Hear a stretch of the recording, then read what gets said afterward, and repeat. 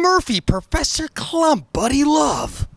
Yes. Brunson with the memes is starting early. That was a pretty good one. It was a funny one too, yo. But if I'm Buddy Love, then Brunson, you're Reggie Warrington.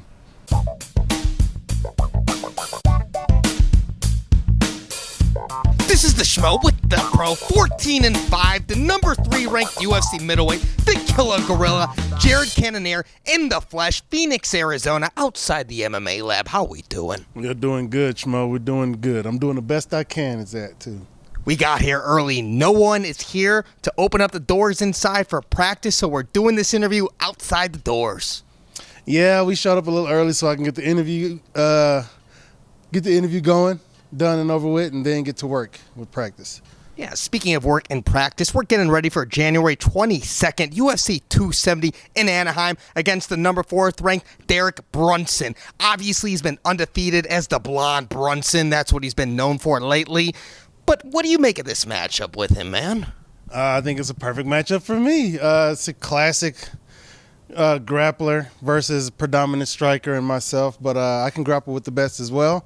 And I feel that, this is a perfect matchup for me, a terrible matchup for him.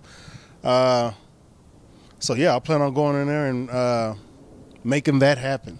What do you make of his meme game? Because he's trying to troll you pretty hard. The Schmo saw that image the other day where he's comparing you to Eddie Murphy as the Nutty Professor. Obviously, you came down all the way from heavyweight, making your way down to middleweight. Yes, it was a pretty funny meme he came out with. I guess that's his thing, crack some jokes and, throw some pokes, I guess. But it was pretty funny. It was, I guess unbeknownst to him that, Buddy Love was that guy. He was the boss fight. So if that's what if that's how he sees it, I'm his boss fight. I'm finna put it on his ass. And I plan on winning. And if you get your hand raised, do you expect to be fighting for the title? Is this a number 1 contender fight in your eyes, killer gorilla? Absolutely. When I get my hand raised, this will be for, I will get the title fight. I'm going to knock the shit out of this guy, and I'm going to get I'm going to earn this title shot. What do you make of a guy like Marvin Vettori sitting at number 2? He's coming off of a win. He's in no man's land. What do you think he should do? He's in the waiting situation. I don't know. I mean, I can't tell the man what to do. All I know is that after I beat Brunson, I'm going to be next. If he wants to wait around, that's good. You know what I'm saying? But he can fight my leftovers. He can fight Brunson. Who else is up there? That's about it at this point right now. So he can have my leftovers. It's looking like the path is clear at the top of the middleweight division. The only man to beat you at middleweight is Robert Whittaker.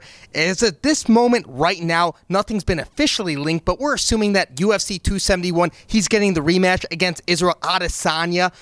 What do you think he has done to improve to be able to hear and knew when that eventual date comes? Or do you think that Adesanya will still be the man?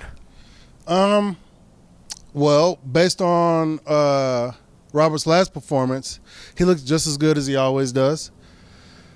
I think he's going to have to look better, be better to beat Izzy. I'm sure when he came in there and fought Izzy that first time, he came in the best shape that he possibly could and did the best that he could to win. And we saw how that went.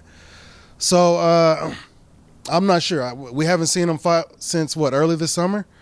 And we're probably going to see him fight until early next year. I know there's a lot can be done between then and now.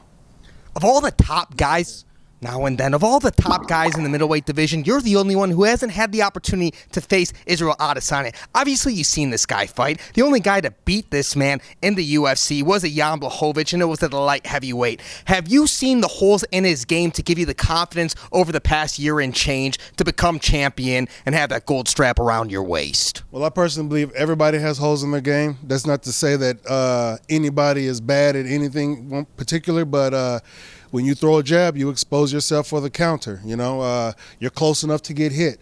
So that's just the nature of the beast. 1 + 1 is 2. When we're in there fighting, he can get hit. He can hit me. I can knock him out. He can knock me out. So, yes, I do believe that there are opportunities to beat him. I'm not going to call them holes in someone's game because Izzy is pretty sharp as far as his striking goes, and he's shown he's been able to fend off wrestlers, even throw up some submissions in fights and everything. So Holes, I don't want to call them, but opportunities for me to win and capitalize on, absolutely.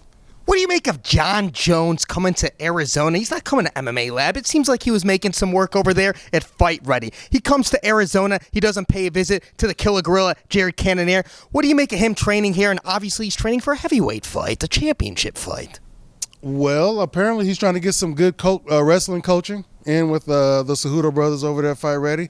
It's a smart move, especially if he plans on wrestling these big guys. I think that's one thing that the heavyweight division hasn't had too much of, but they are getting a lot of it now, especially with these Eastern Europeans and Russian fighters coming over in the big, in the heavier weight classes. No, he didn't come by and pay me a visit. My good friend, I'm heartbroken. What the hell? No, but actually, I heard he stopped by on his way over looking for another gym. Not looking for me particularly. It's not like we're battle buddies or anything, but it is what it is. I'm not, losing any sleep over it. And what do you make of the main event of your fight card, Ciryl Gane and Francis Ngannou? Do you think we'll hear an Anaheim that evening, January 22nd? Well, the potential is there. Ngannou is definitely one of the more technical heavyweights that I've seen. But did I say Ngannou or did I say Gane? I meant to say Cyril. Cyril is one of the more technical heavyweights that we've seen. But Francis is a scary man. And he's getting better. He looked better from the last two fights that we've seen. And I'm sure he's going to do all he can to get better between that fight and this fight. So I'm excited to see his improvements. With as scary as a fighter as he is, I can only imagine, what's going to happen in that fight with him and Ciryl. Can we get a final message for all the Killer Gorilla fans out there worldwide? Hi. Hey, get ready. I'm about to bust open this UFC Middleweight division wide open as soon as I turn Blonde Brunson into Blood Brunson, because I'm going to bloody him up. I'm going to batter him up. Ground beef Brunson, whatever the hell you want to call him. I'm going to beat this man up. And then I'm going to move on to my title, and I plan on doing the same thing to each and every person after that.